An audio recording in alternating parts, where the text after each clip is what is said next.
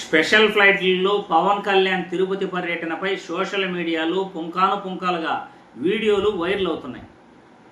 యథేచ్ఛగా స్పెషల్ ఫ్లైట్లలో తిరిగే అర్హత ఒక ఉప ముఖ్యమంత్రికి ఒక మంత్రికి ఉందా?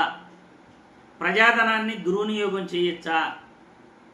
ఒక మంత్రిగా ఒక ఉప ముఖ్యమంత్రిగా ఒక్క రాత్రి ఆంధ్రప్రదేశ్లో ఆయన స్టే చేసే అంత ఓపిక కూడా ఆయనకి లేదా? AP to Hyderabad, Hyderabad to AP, Tirupati నుండి హైదరాబాదుకు, హైదరాబాద్ నుండి తిరుపతికు, హైదరాబాద్ నుండి మంగళగిరికి, మంగళగిరి నుండి తిరుపతికి, తిరుపతి నుండి హైదరాబాదుకు, హైదరాబాద్ నుండి మళ్ళీ తిరుపతికి, ఇలా స్పెషల్ ఫ్లైట్లలో తిరిగే అర్హత పవన్ కళ్యాణ్కు ఎవరిచ్చారు? ఇది మీ సొంత డబ్బు అవుతుందా? ముఖ్యమంత్రి చంద్రబాబు నాయుడు గారు సమాధానం చెప్పాలి అంటూ సోషల్ మీడియాలో వీడియోలు వైరల్ అవుతున్నాయి.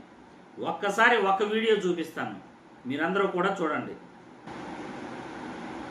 శనివారం ఉదయం 9 గంటలకు ప్రత్యేక విమానంలో గన్నవరం నుంచి రేణిగుంట విమానాశ్రయం చేరుకున్నారు. సరే, బాగానే ఉంది, చేరుకున్నారు.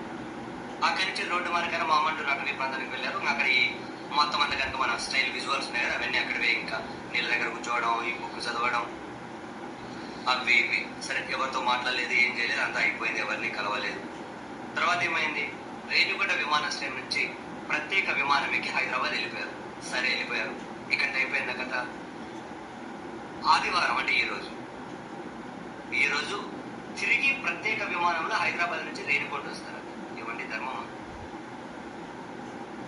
హైదరాబాద్ నుంచి గన్నవరం ప్రత్యేక హెలికాప్టర్ విమానం, అక్కడ నుంచి రేణిగుంటకు ప్రత్యేక విమానం, రేణిగుంట నుంచి మళ్ళీ హైదరాబాద్ వెళ్ళిపోయి రాత్రి హైదరాబాద్ లో ఉండి ఆదివారం ఉదయం మళ్ళీ రేణిగుంటకు ప్రత్యేక విమానంలో వస్తారట.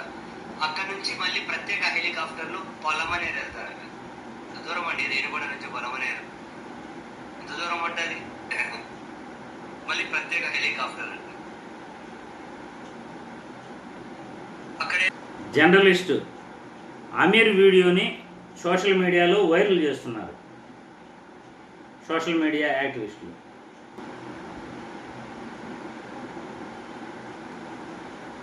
ఇలా ఒకటి కాదు, రెండు కాదు, పవన్ కళ్యాణ్కి స్పెషల్ ఫ్లైట్లలో తిరిగే అర్హత ఎవరిచ్చారు?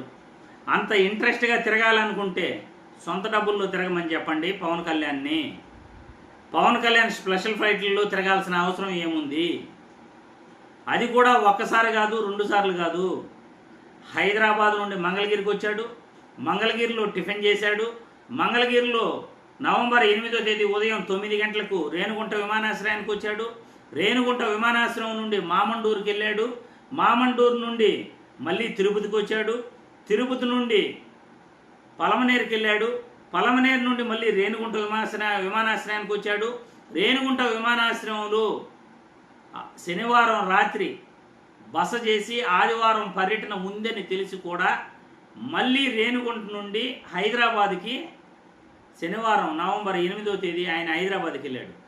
మళ్ళీ 9వ తేదీ ఉదయం, ఆదివారం ఉదయం హైదరాబాద్ నుండి నేరుగా మళ్ళీ రేణిగుంటకు రావటం జరిగింది.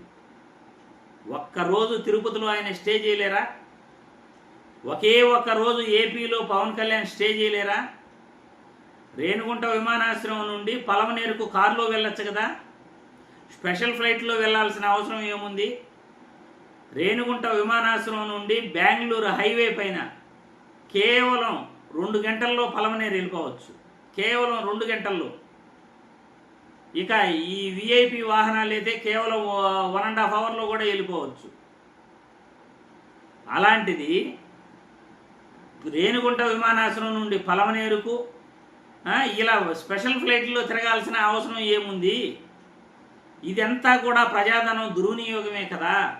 ఇష్టానుసారం ఈ కూటమి ప్రభుత్వంలో చంద్రబాబు, పవన్ కళ్యాణ్, లోకేష్ బాబు స్పెషల్ ఫ్లైట్లపై విపరీతంగా తిరుగుతున్నారు, ప్రజాధనాన్ని దుర్వినియోగం చేస్తున్నారు అనే అభియోగాలు సోషల్ మీడియాలో పుంకాలుగా వస్తున్నాయి. సీఎం చంద్రబాబు నాయుడు గారు దీనికి సమాధానం చెప్పాలని కూడా ప్రజలు కోరుతున్నారు. దీనిపై మీరు కామెంట్ల రూపంలో మీ అభిప్రాయాలు కూడా తెలియజేయండి అని వ్యూవర్స్ను కోరుతున్నాను.